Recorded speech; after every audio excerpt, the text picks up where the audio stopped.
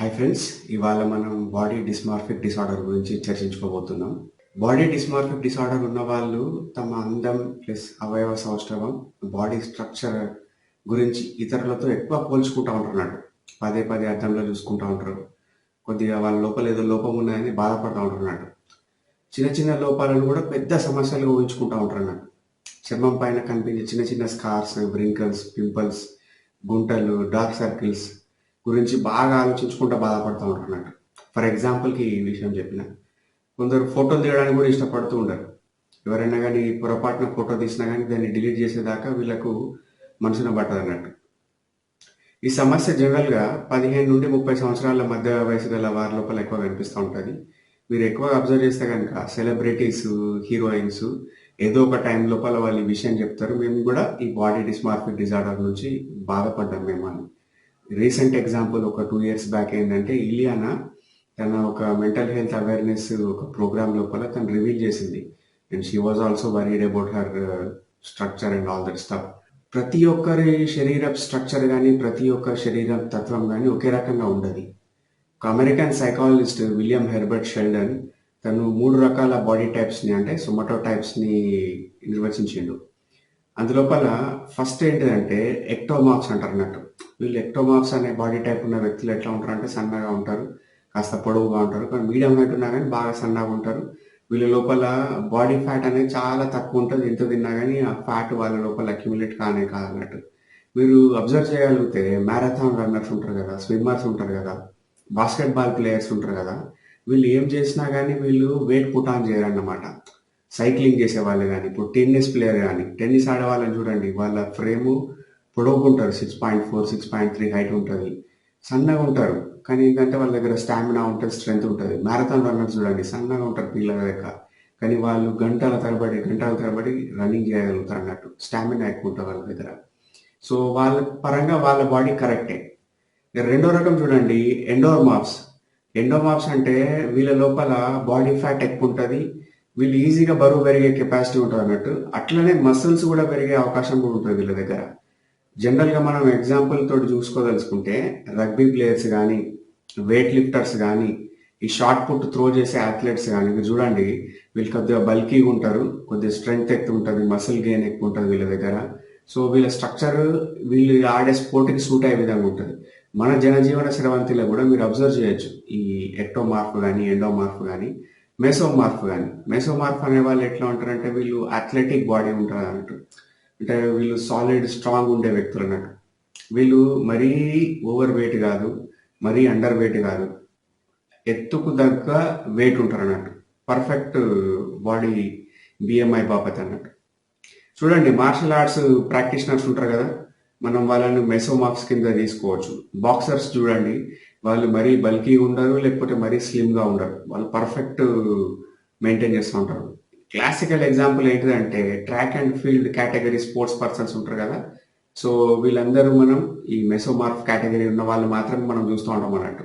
ఈ ఎక్టోమార్ఫ్, ఎండోమార్ఫ్, మెసోమార్ఫ్ body types గురించి ఎందుకు చెప్పినంటే, మనం కంపేర్ ఎట్లా చేయగలుగుతాం. సో జెనెటిక్స్ అనేది ఒకటి ఉంటుంది. మన parents mother 23, father 23 chromosomes share చేసుకుంటే పర్టికులర్ సెట్ ఆఫ్ బాడీ వస్తుంది. ప్రతిదీ ప్రీ డిజైన్డ్ ఉంటుంది most of the time. Phenotype, genotypes అనే కాన్సెప్ట్ మనం ఒకసారి బోర్డ్ పైన చెప్పుకున్నప్పుడు అది మీకు కరెక్ట్గా ఎక్స్ప్లెయిన్ చేయగలుగుతా.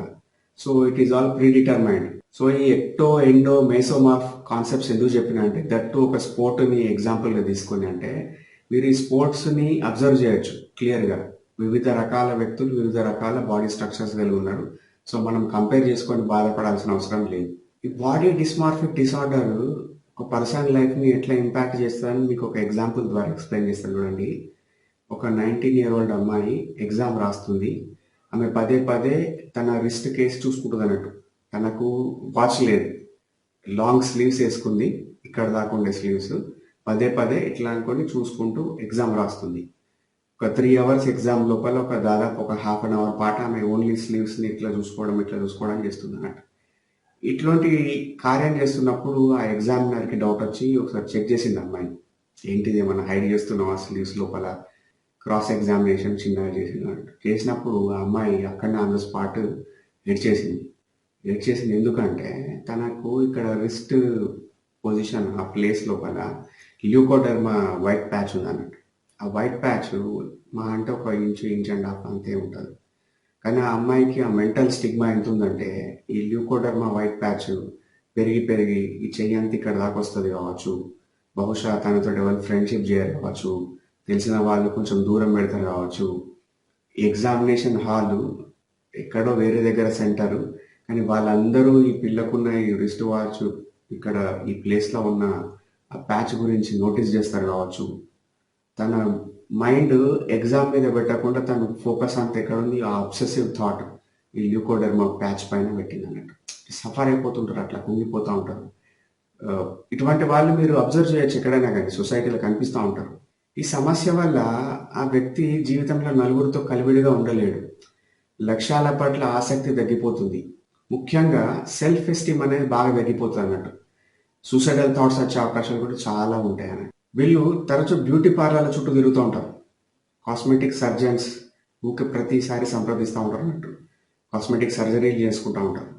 కాస్మెటిక్ సర్జరీలు చేసుకున్నా కానీ సాటిస్ఫై కాక ఇంకా ఆ లోపం పూర్తిగా పోలేదన్న ఒక భ్రమలో ఉండి పదే పదే పదే పదే మళ్ళీ కన్సల్ట్ అవ్వకుండా మళ్ళీ ఆపరేషన్ పైన ఆపరేషన్ ఆపరేషన్ పైన ఆపరేషన్ చేసుకుంటూ ఉంటారు అన్నట్టు. మీరు ఒకసారి ఎగ్జాంపుల్ అబ్జర్వ్ చేయొచ్చు. మైకేల్ జాక్సన్ అనే వ్యక్తికి సేమ్ అదే కాన్సెప్ట్ ల్యూకోడర్మా ఉండేది. బట్ అతని అబ్సెషన్ ఎట్లా పెరిగిపోయిందంటే ఒక చిన్న కొన్ని ప్యాచెస్ని కవర్ చేసుకుందాం అని పోయి టోటల్ తన బాడీని అబ్సర్వ్ చేసుకున్నాడు. రైనోప్లాస్టీ చేసుకున్నాడు, రకరకాల సర్జరీలు చేసుకున్నాడు. ఈవెన్ మన రిబ్ బోన్ ఉంటుంది కదా, ఆ రిబ్ బోన్ కూడా తను సన్నగా ఉండడానికి ఒక కింద లేయర్ రిబ్ బోన్ తొలగించుకున్నాడు. అంటే ఈ పర్ఫెక్షనిజంకి పోవడం అన్నట్టు. మన బాడీ పర్ఫెక్ట్ ఉండాలి, అప్పీలింగ్ ఉండాలి, అందంగా ఉండాలి. మనకి ఇచ్చిన ఒక గాడ్ గిఫ్ట్ని మనం దాన్ని అబ్యూజ్ చేస్తుంటాం అన్నట్టు. అది కూడా ఎందుకు దట్టు షో ఆఫ్, అదే వేరే వ్యక్తులకు షో ఆఫ్ చేయడానికి మనం దాన్ని అబ్యూజ్ చేస్తూ ఉంటాం అన్నట్టు. ఈ బాడీ డిస్మార్ఫిక్ డిసార్డర్ అనేది అడోల్సెన్స్ లో మొదలయ్యే అవకాశం ఎక్కువ ఉంటుంది అన్నట్టు. దీనికి ఏ రకమైన ట్రిగ్గర్స్ ఉంటాయి చూడండి. Skin imperfections like scars, wrinkles, blemishes and acne. మనకు వయసుతో పాటు వచ్చే చిన్న చిన్న మార్పులను మనం యాక్సెప్ట్ చేయలేకపోవడం అన్నట్టు. హెయిర్ ఇంపర్ఫెక్షన్స్, కొందరు బాధపడుతూ ఉంటారు బట్టతల ఉందని, లేకుంటే సన్నగా జుట్టు ఉందని, స్ప్లిట్ అయిపోతుందని హెయిర్, రకరకాల బాధలు పెట్టుకుంటారు మనసులో. Facial features often involving the shape and size of the facial feature. Body weight, ఇది చూడండి, ఇది ముఖ్యంగా కనిపిస్తూ ఉంటారు. చాలా మంది ఇబ్బంది పడిపోతుంటారు. తాము ఎక్కువ బాగా వెయిట్లో ఉన్నాం మిగిలిన వాళ్ళతో కంపేర్ చేసుకుంటే, లేకుంటే బాగా తక్కువ వెయిట్లో ఉన్నామని బాధపడే వాళ్ళ సంఖ్య మీకు ఒక 10 లోపల ఈజీగా ఒక 4 మెంబర్స్ ఈ కేటగిరీలో మీకు కనిపిస్తారు. The size of the breast, muscles, penis, buttocks and thighs, structural గురించి బాధపడే వాళ్ళు వీళ్ళంతా అన్నట్టు.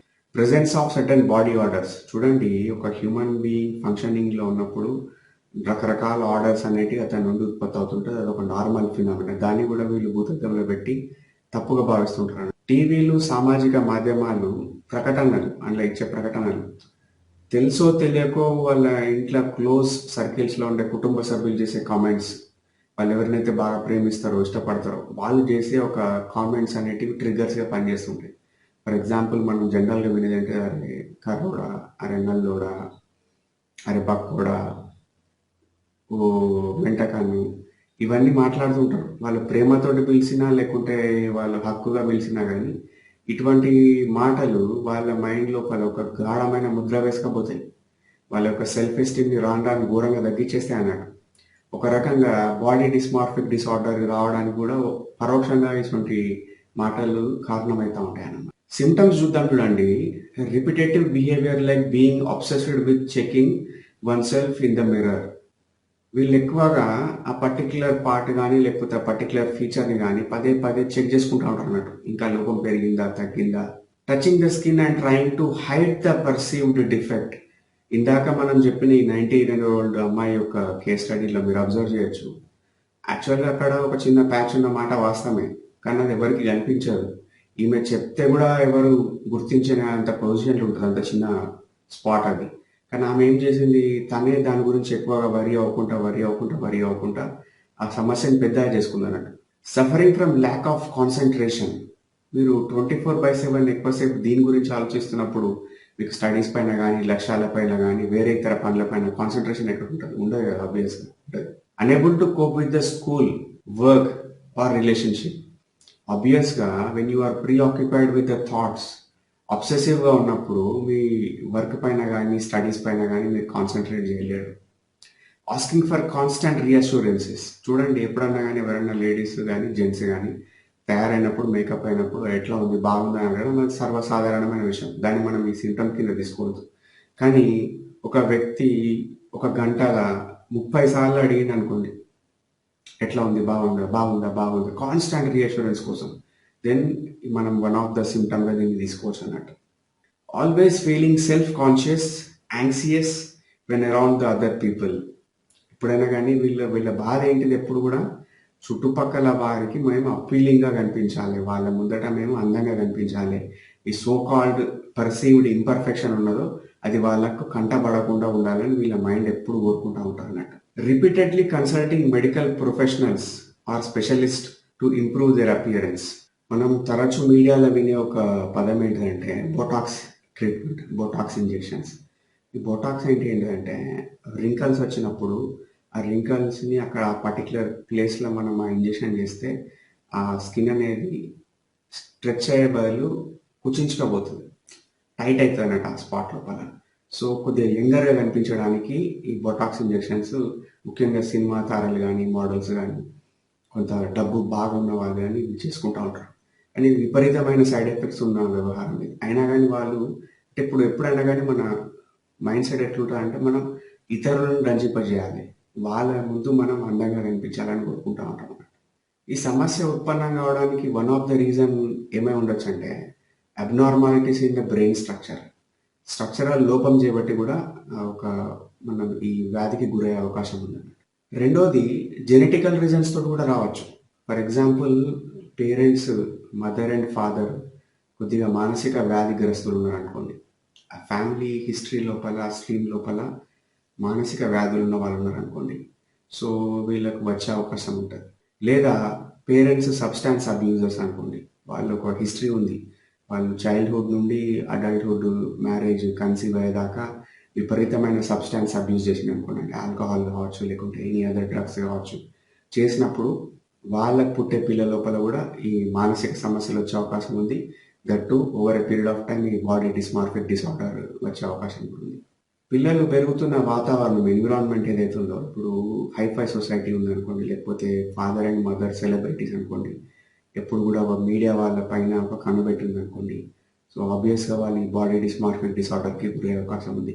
రాజకీయ నాయకుల పిల్లలు కానీ, సినిమా తారల పిల్లలు కానీ, టీవీ స్టార్ల పిల్లలు కానీ, స్పోర్ట్స్ పర్సన్స్ పిల్లలు కానీ, ఎవరైనా కావచ్చు, 24/7 మీడియా క్లియర్ కనుక వాళ్ళ పైన ఉందనుకోండి, వాళ్ళు కూడా ఎప్పుడు సెల్ఫ్ అవేర్ అయి ఉంటారు అన్నట్టు, సెల్ఫ్ యాంగ్షియస్ అయి ఉంటారు అన్నట్టు, భయపడుతూ ఉంటారు, బాధపడుతుంటారు వాళ్ళ ఒక బాడీ స్ట్రక్చర్ గురించి. చైల్డ్హుడ్ నెగిటివ్ ఎక్స్పీరియన్సెస్ కూడా ట్రిగర్ చేసే అవకాశం ఉంది అన్నట్టు. అంటే చిన్నప్పుడు చైల్డ్ అబ్యూజ్ అయి ఉంటే కనుక one of the reason body dysmorphic disorder develop కావడం. లాస్ట్ కారణం ఏమి ఉండొచ్చు అంటే ఆ వ్యక్తికి యాంగ్జైటీ డిసార్డర్స్ ఉండొచ్చు, డిప్రెషన్ ఉండొచ్చు. డిప్రెషన్, యాంగ్జైటీస్ అనేటివి కూడా ఈ బాడీ డిస్మార్ఫిక్ డిసార్డర్కి కారణం అవుతాం. సో ఇప్పటిదాకా మనం చర్చించుకున్న విషయాల లోపల ఏవైనా కానీ మీకు అనిపిస్తే ఇది మనకు ఉంది, లేకుంటే మనకు తెలిసిన వాళ్ళ లోపల ఈ లక్షణాలు కనిపిస్తున్నాయి, ఉండే అవకాశం ఉంది అనుకున్నప్పుడు మీరు ఇమీడియట్గా మొహమాటం లేకుండా ఒక మంచి సైకియాట్రిస్ట్ని కలవాలి. సైకియాట్రిస్ట్ని ఎందుకు కలవాలంటే ఏదైనా మానసిక సమస్య ఓన్లీ సైకలాజికల్ బేసిస్లకే ఉత్పన్నం కాదు, దానికి 2 ఆయామాలు ఉంటాయి. మొదటి ఆయామం ఏంటంటే బయోలాజికల్ బేసిస్గా మొదలు కావచ్చు, రెండవ ఆయామం ఏంటంటే సైకలాజికల్ బేసిస్గా మొదలు కావచ్చు. So in order to conclude, first మనం ఈ రెండింటిని ఫిల్ఫిల్ చేయడానికి ఒక సైకియాట్రిస్ట్ని కలిస్తే వాళ్ళు కొన్ని టెస్టులు పెడతారు, కొంత అసెస్మెంట్ చేస్తారు, చేసి ఏ కారణం చేత ఈ వ్యక్తికి ఇట్లాంటి బిహేవియర్ వచ్చింది, ఇట్లాంటి థాట్ ప్రాసెస్ వచ్చింది. ఫర్ ఎగ్జాంపుల్, అతనికి డిప్రెషన్ ఉందని డయాగ్నోజ్ అయింది అనుకోండి, యాంటీ డిప్రెసెంట్స్ ఇచ్చే అవకాశం ఉంటుంది. SSRIs అంటారు అన్నట్టు, సెరటన్ రీఅప్టేక్ ఇన్హిబిటర్స్ అని కొన్ని మందులు ఉంటాయి. సో దాన్ని మీకు కూడా ఒకసారి నెక్స్ట్ ఏదైనా వీడియోలో వచ్చినప్పుడు అప్పుడు చెప్తా చూడండి. ఒక న్యూరాన్ ఇంకొక న్యూరాన్ మధ్యన కమ్యూనికేషన్ అవుతున్నప్పుడు ఆ మధ్యలో ఒక గ్యాప్ ఉంటుంది, దాన్ని సినాప్స్ అంటారు అన్నట్టు. సో ఆ సినాప్స్ ప్లేస్ లోపల న్యూరో ట్రాన్స్మిటర్స్ రిలీజ్ అవుతాయి. వాటిని ఆ సెరటోనిన్ అనే న్యూరో ట్రాన్స్మిటర్ రిలీజ్ అయింది అనుకోండి, అది వెంటనే వల్ల ఈ న్యూరాన్ పీల్చుకోవడమో లేకుంటే ఈ న్యూరాన్కి వాపస్ వెళ్ళిపోవడం జరుగుతుంది. ఈ యాంటీ డిప్రెసెంట్ ఎస్ఎస్ఆర్ఐస్ వేసుకున్నప్పుడు ఏమవుతుందంటే ఇవి ఇన్హిబిట్ చేస్తుంది. ఏంటిది తిరిగి తీసుకోవడం అనేది కొంత ఆపుతుంది అన్నట్టు. ఆపినప్పుడు ఆ సినాప్స్ ప్లేస్ లోపల కావాల్సినంత సెరోటోనిన్ ఉండే అవకాశం ఉంటుంది. ఆ మూడు ఒక వ్యక్తి యొక్క మూడు మంచి హాయిగా సంతోషంగా కావడానికి అది కారణమవుతున్నట్టు. రెండోది చూడండి, ఫ్యామిలీ థెరపీ కూడా వాడచ్చు. ఫ్యామిలీ థెరపీ అంటే కుటుంబ సభ్యులను మనం అవేర్ చేయాలి. అంటే ఒక సైకో ఎడ్యుకేషన్ లెక్క కుటుంబ సభ్యులందరినీ థెరపీ లోపల ఇన్వాల్వ్ చేయాలి. ఫర్ ఎగ్జాంపుల్ ఎవరైనా కానీ ఆ విధంగా మాట్లాడే వాళ్ళు ఉన్నారు అనుకోండి, పాయింట్అవుట్ చేసి నల్లగుండు, బక్కగుండు, మెంటకన్ను అట్లా అనకుండా వాళ్ళని కొద్దిగా మెచ్చుకునేటట్టు, ప్రోత్సహించేటట్టు, సర్ది చెప్పేటట్టు, ధైర్యం చెప్పేటట్టు మనం మార్చవచ్చు. కాగ్నిటివ్ బిహేవియర్ థెరపీ వాడి వాళ్ళ లోపల ఉన్న కాగ్నిటివ్ ఎర్రర్స్, ఆ ఫాల్టీ థాట్ ప్యాటర్న్స్ ఏవైతే ఉన్నాయో వాటిని ఎలిమినేట్ చేసేయచ్చు. అంటే ఫర్ ఎగ్జాంపుల్ ఒక చిన్న ప్యాచ్ ఉన్నంత మాత్రాన తన లైఫ్ అంతా స్పాయిల్ అయిపోయిందని, తనని ఎవరు యాక్సెప్ట్ చేయరని, లైఫ్ అంతా దారుణమైన పరిస్థితుల్లో ఉంటాయని ఊహించుకోవడం చాలా తప్పు. ఇవాళ రేపు చాలా మంచి మెడిసిన్స్ వచ్చినాయి, చాలా మంచి మెడికల్ ఎక్విప్మెంట్ వచ్చింది. ప్రతి దాంట్లో మనం అడ్వాన్స్లో ఉన్నాం. సో ఆబ్వియస్గా there is a cure for so many things. అన్నిటికన్నా ముఖ్యంగా మీరు గుర్తుంచుకోండి, ఖాళీ బుర్ర అనేది ఎప్పుడు కూడా దయ్యాల దిబ్బతో సమానం. సో మనం ఎప్పుడు కూడా ఏదో ఒక పనిలో ప్రీఆక్యుపై అయిపోయి ఉండాలి. ఒక లక్ష్యం ఉంచుకోవాలి, ఒక పర్పస్ ఉంచుకోవాలి, ఒక పని పైన ఎప్పుడు ఫోకస్డ్ ఉండాలి. రేపు పొద్దున్న లేచినాక నేను పలానా పని చేయబోతున్నాను ముందే ఇవాళనే మనం రాసి పెట్టుకోవాలి. డిటర్మిన్ అయి ఉండాలి, ఆ పనిని ఎగ్జిక్యూట్ చేస్తుండాలి. ఒకవేళ ఆ పని చేయలేకపోతే వాటిని మనం స్ట్రైక్ ఆఫ్ చేసి రేపు చేస్తా అని మళ్ళీ రాసుకోవాలి.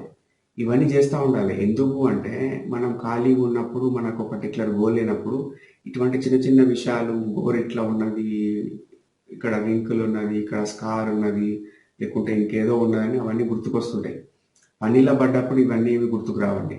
సో మీరు ముందు ఒక మంచి మంచి లక్ష్యాలు పెట్టుకోండి, మంచి మంచి గోల్స్ పెట్టుకోండి, మంచి మంచి కళలు కనండి. హ్యాపీగా నేను ఇట్లా బ్రతకాలి, మంచిగా అందరికన్నా గొప్పగా బ్రతకాలి అని ఒక మంచి కోరికలు పెట్టుకోండి. అటువంటి కోరికలు పెట్టుకున్నప్పుడు మీరు పని చేయడానికి, శ్రమ చేయడానికి మీకు ఒక మూడ్ వస్తానట్టు, ఆ ఉత్సాహం వస్తుంది. So better be preoccupied with something productive. Take care of your families, friends. Take care of yourself. Thank you.